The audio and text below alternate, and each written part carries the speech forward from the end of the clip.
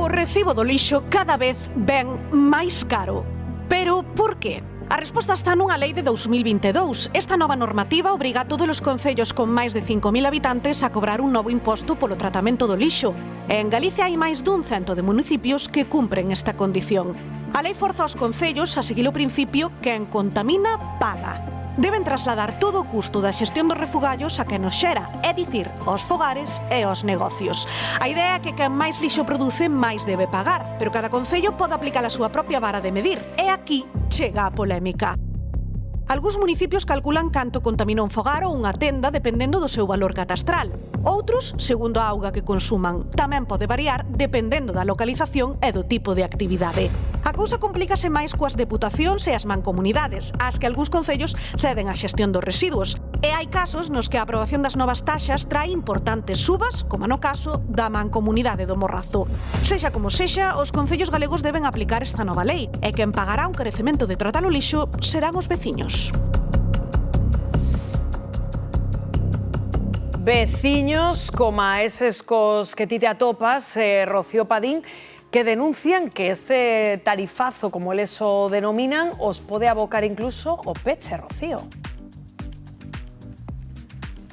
Sí, así é unha situación comprometida que teñen aquí entre mans en Cangas, por iso nos quixemos vir a falar con Adrián, presidente, comerciante e presidente dos comerciantes do Casco Vello de Cangas. Moi bo día, Adrián, como estás? Moi tristes e doídos polo tema que estamos a sufrir da subida da taxa do lixo. Que é o que está a acontecer? Pois casualmente enterámonos fai unha semana de que íbanos a subir a taxa do lixo e pois estamos un pouco a intriga de que vai pasar, pero sí que temos uns datos que son unha barbaridade do que nos vai a subir a taxa do lixo. Enterastesvos de forma case casual, non?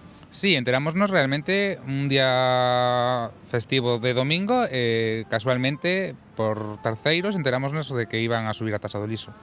Falas de tasas e unha suba desproporcionada que afirmades que non podedes asumir moitas das veces. Fálanos de algún dos casos. Sí, por exemplo, temos aquí unha táboa no que o taller, por exemplo, pasa de casi 300 euros a unha subida de 2.238 euros. É unha subida que non é asumible para o comercio, realmente. Claro, e isto en que se pode traducir, Adrián? Pois isto traducirase en que moitos negocios non podan asumir a suba da taxa do lixo e terán que pechar os seus negocios.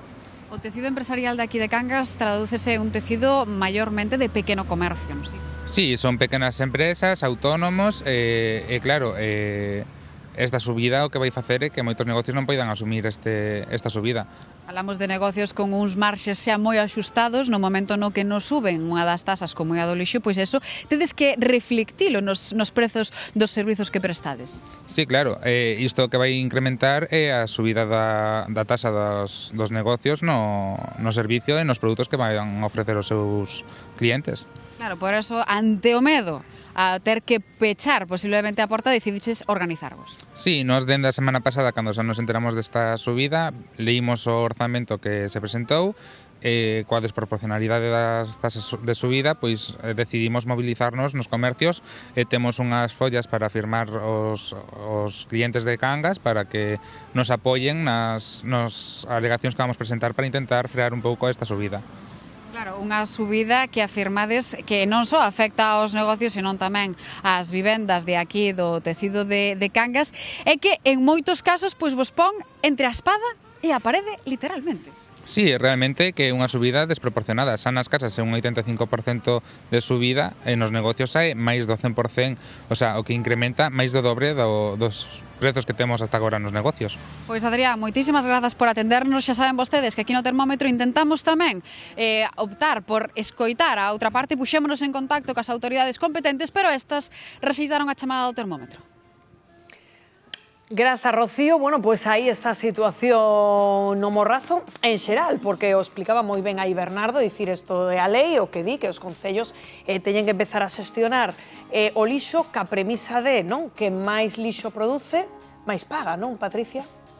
Claro, que máis lixo produce en función de a onde vai a parar ese lixo, Rocío. Que fan con el, non? Claro, que porque máis contaminan, mellor dito. Exacto, que máis contamina. Exacto, ese é o matiz importante, o que está detrás desta lei que xa era anunciada e xeralizada, porque non solamente suben no Morrazo, suben toda Galicia e tamén fora de Galicia, as tasas da basura suben. Por qué? Porque agora mesmo o tratamento é máis caro. Creo que está alrededor de 66 euros por tonelada o que custa en Galicia, non? Pero que hai detrás? Ese matiz de que os concellos que máis reciclan son os que menos lle suben as tasas. Por qué? Porque incinerar a basura, os nosos residuos, é moito máis custoso que reciclalos. Entonces, o que hai detrás é unha filosofía medioambiental que o que busca é que os cidadáns, os veciños, pois reciclemos máis. É a única forma de afrontar... É dicir, que unha lei que, se te entendo ben, Patricia, digamos que penaliza os concellos que non están, digamos, que non están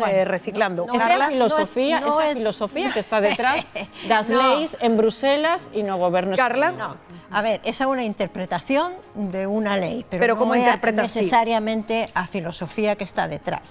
É dicir, non se trata que cada ciudadano sexa o que recicla. É dicir, son as administracións públicas as que reciclan. Non eu, de xeito persoal. Eu o que estaba dicindo é que esta lei, digamos que penaliza os concellos que non fan os deberes en materia de reciclaxe. Sí, a ver, dunha parte, eso é certo, o Concello, pero é a responsabilidade do Concello, non a responsabilidade do cidadán. O cidadán paga... No, pero ti acabas de decir que isto está encaminado a que os cidadáns se comporten de maneira máis Porque os sostible. concellos teñen que aplicalo sobre os seus cidadáns. Sin entrar en debate, pero quero decir que a repercusión non debe recaer necesariamente sobre o cidadán. O cidadán ten unha parte de responsabilidade, pero a parte sustancial de reciclaxe, da sostenibilidade, corresponde ás administracións públicas en toda a súa cadea, dende o goberno central ata o municipio, ata o concello. Dito isto, o concello ten a obriga de xestionar os residuos, eses residuos. Ben, o ben pode facerlo simplemente pasando a pelota ao lado do usuario final, é dicir, de nós, dos cidadáns da pé, ou ben pode compartir esa responsabilidade. É dicir, hai concellos, por exemplo, que asumen que non queren castigar con un imposto os cidadáns ou os empresarios e asumen esa responsabilidade. O que se está plantexando por parte de moitas organizacións é que esa responsabilidade sexa compartida, como moitas outras cousas. É dicir, cando nos pagamos os nosos impostos, estamos pagando, entre outras cousas, tamén estamos pagando pola recollida de basuras. Verdade? Pero hai unha parte que é responsabilidade do Concello. E aquí o que está en debate, Víctor, pregúntoche, porque ti ademais coñeces ben esta zona, é tamén o tema da proporcionalidade, non? É dicir, estamos vendo aí pois como lugares como os talleres, que era o exemplo que puñamos antes, pasan de pagar 300, non, a 5 veces máis, e din, claro, que eso sí sería repercusión nos cidadáns, que eso nos vai a repercutir logo a nos. Pareceche proporcionada esa suba? Ao final, efectivamente, o que decía Patricia ao principio, non? O que máis contamina ao final é o que máis ten que pagar, finalmente, non? Os talleres é unha actividade que todos sabemos que é unha actividade certamente contaminante e que levamos moitos anos están acostumados históricamente a pagar moi pouquiño, non? Por este tipo de tratamento de residuos. Agora estamos noutros tempos, agora o lixo non vai todo ao mesmo sitio, sino que o lixo ten que repartir. O que explicaba Patricia, non? E establecementos como ese ten que ser os que teñen que pagar máis. O que falaban dos bares e dos restaurantes, pois tamén estamos un pouco na mesma liña, non? A taxa que tiñan bares e restaurantes na zona do Morrazo polas tabuas que amosaron aí eran moi baixiñas, non? Ata agora, tasas anuais de cento e pico euros, que é o que pode pagar unha familia.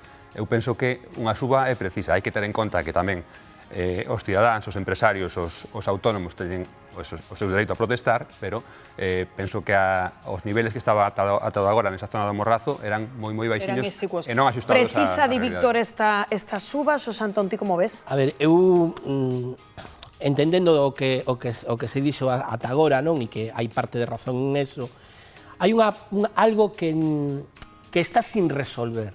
e a financiación dos concellos, e que nadie quere poñer en riba da mesa. Entón, a financiación dos concellos é ridícula neste país. Está dicindo a Unión Europea, leva moito tempo dicindo que os concellos están asumindo responsabilidades que non son súas, competencias que non son súas, pero como son os máis cercanos á cidadanía, pois é normal que as asuman, e que non teñen financiación. Entón, hai dous impostos, unha tasa e un imposto que son fundamentais, que a recollida do lixo e o IBI, non? Entón, cando suben o IBI. Pero os concellos teñen facultades para decirlle aos seus ciudadanos cual é o esforzo que van a facer, porque hai tablas, hai porcentaxes dentro desas súbedas. Entón, claro, aquí o que está detrás de todo isto, baixo o meu punto de vista, desde fai moitísimo tempo, é a financiación dos concellos e utilízase isto para financiar outro tipo de cousas. E os ciudadanos están facendo un esforzo fiscal en este país, en España, que non é normal. A presión fiscal é equilibrada con respecto a Europa, pero o esforzo fiscal que están facendo é enorme. Pois estaremos moi pendentes de en que queda finalmente a situación en Cangas.